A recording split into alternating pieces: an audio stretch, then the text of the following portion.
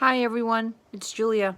I wanted to talk about the gnome story. I wasn't able to do it clearly, and when I first told the story of the gnome, my grandmother was a immigrant from Italy. Actually, she was born on 111 Christopher Street in Manhattan, and unfortunately, her father passed away when she was a young girl. I guess about 12.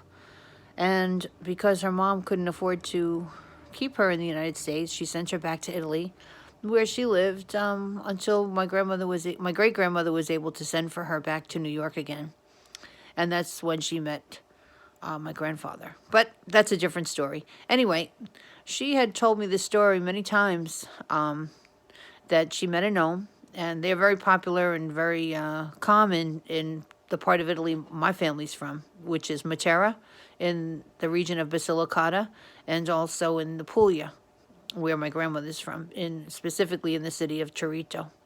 But she woke up one night. I think they were living in the Bronx at that time because that's where the jobs were for Italians at that time. And she saw a gnome walking across her living room floor. And knowing that in Italy, anyway, when you see a gnome, they are magical creatures. They can tell you your future, and they also can lead you to gold if they're in a good mood.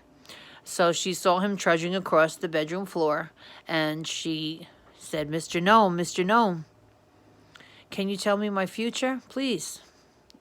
And he stopped. He looked pretty annoyed, and he pulled out a thimble and a big wad of like wool from his jacket, like the way wool is wound around that cone thing. And he threw it against the wall, and he said, "That's your future." And then he trudged off and disappeared. And my grandmother was a seamstress.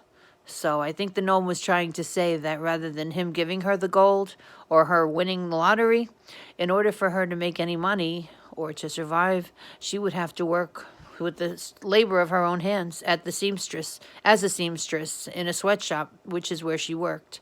So, it's good and bad. It was good because she told me the story of the gnome, but it was bad because he wasn't there to give her the pot of gold.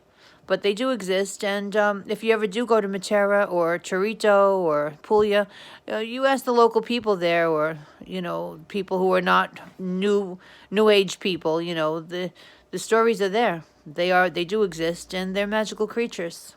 Well, thanks for listening. Bye bye.